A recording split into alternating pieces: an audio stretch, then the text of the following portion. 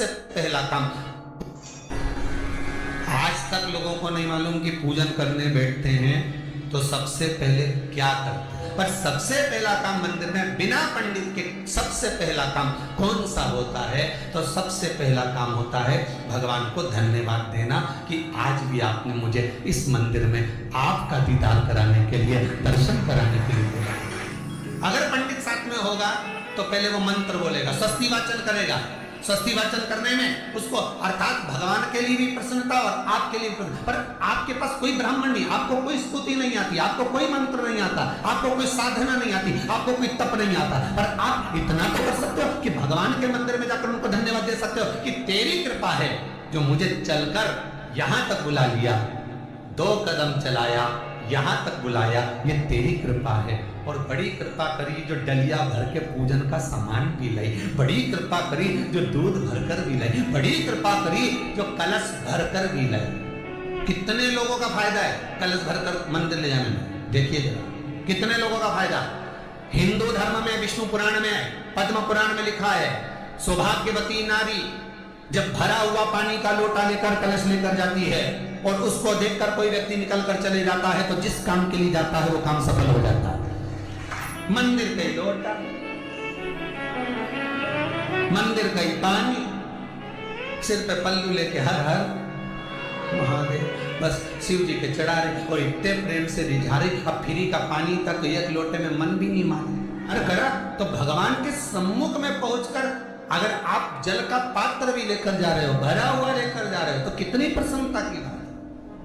हिंदू धर्म की रीति है, जिस पात्र को हम जल चढ़ाने लेकर जाते हैं उस पात्र में भगवान के चरणों का जल लाते हैं, खाली पात्र नहीं लाते। क्या लाते हैं? भगवान के चरणों का जल। उस चरणों तक को लेकर आए, घर में रखा, सबने अपने नैनों में लगाया, हृदय में लगाया, चित्तवृत्ति में लगाया। खाली पात्र हम लेकर वापस नहीं आ रहे हैं।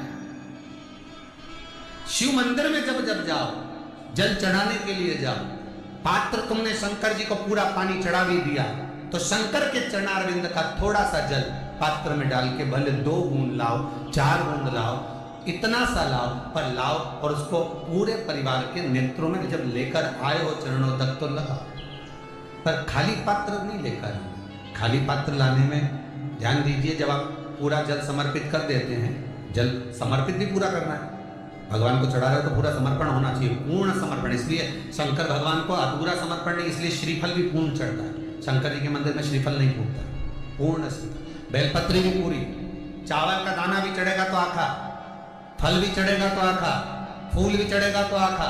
भगवान को कोई चीज खंडित नहीं चढ़ती। शिव जी जल भी चढ़ेगा तो पूर्ण।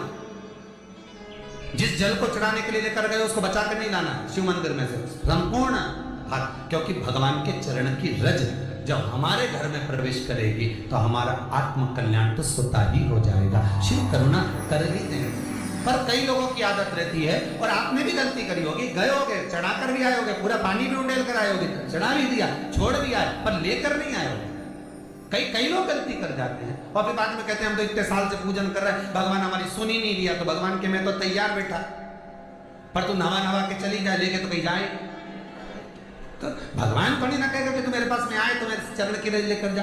भगवान थोड़ी ना कहेगा कि मेरे पास में आकर तू ये लेकर जा। भगवान तो कहेगा मेरे पास में आया है, मांगना कुछ मत, बस मुझे जो स्नान कराया है मेरा चरणों तक लेकर जा, छीट दे पूरे घर में, संपदा भरना मेरा काम है। जहां मेरी चरण की रज पहुंच गई वहां संपदा स्वतः पहुंचती है, मैं वहां पहुंच जाता हूं। तो चरणों तक ले जाते, पर लोग ले जाते हैं, पूजन करते, कलश भी उंडेलते, जल भी चढ़ाते, पर आते समय खाली लेकर आ जाते। भगवान को इतना बुरा लगता, मेरे दरवाजे से खाली जाए, मुझे कितना बुरा लगेगा। जो आए वो भर कर जाए, भले 2 बूंद लेकर आओ, पर उसमें चरणों तक थोड़ा सा लेकर अवश्य। उसी तरह जल चढ़ाने के बाद हम जब लेकर आते हैं पात्र के अंदर, ये उसमें उसकी बरकत है।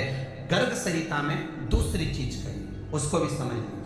गर्ग संहिता में कहा गया, जब आप घर से जल लेकर जाते हो भरकर, तो ये सृष्टि की जितनी नदियां हैं, पृथ्वी पर जितनी नदियां विद्यमान हैं, जितने तालाब, जितने सरोवर, जितने कुंड, जितने विराजमान हैं, उन सारे तीर्थों का जल जब आप घर से लेकर निकलते हो तो वो तीर्थ का संपूर्ण जल आपके कलश में आ जाता है। और जब आप उस जल को शिव पर समर्पित कर देती हो और 2 बूंद चरणागत लेकर जब जाती हो तो शिव महापुराण गर्ग संहिता पद्म पुराण कहती है वो जल साधारण नहीं रहता, वो गंगा जल बनकर तुम्हारे घर को पवित्र करने के लिए पहुंच जाता है। वो पवित्र गंगा जल है, उसको लेकर प्रवेश करता। हम बार बार कहेंगे भगवान के मंदिर जब भी जाओ ना, चेहरे पर प्रसन्नता होना चाहिए।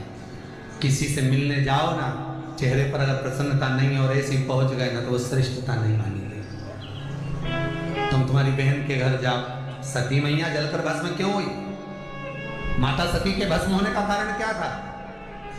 सती को पिता पर जितना क्रोध आया उससे ज्यादा क्रोध सती माता को अपनी बहनों पर आया कि मेरी इतनी बहन, ये 60 की 60 बहन मेरे सामने खड़ी रही और मैं आई तो प्रेम से मुस्कुराई तक नहीं। आप किसी के यहाँ जाओ और कोई के यहाँ पहुंचे और जाते से आप उस पहुंचे और कहा जी जी राधे राधे, जय श्री कृष्णा, हर हर महादेव, श्री शिवाय नमस्तुभ्यम, ओम नमः शिवाय आपने बोला और उसके चेहरे पर प्रसन्नता नहीं आया तो ऐसे घर में जाने से कोई फायदा है? और आप किसी के यहाँ जा रहे हो तो आपके चेहरे पर भी प्रसन्नता होना चाहिए, सामने वाले को तो हो, आपके भी चेहरे पर भी। मंदिर में जब जब जाए, गुरु के दरवाजे पर जब जब जाए, परमात्मा के चरणारविंद में जब जब जाए, माता पिता के चरणों में जब जाए, घर के बुजुर्गों के पास जब जाए तो तुम्हारे चेहरे पर प्रसन्नता होना चाहिए।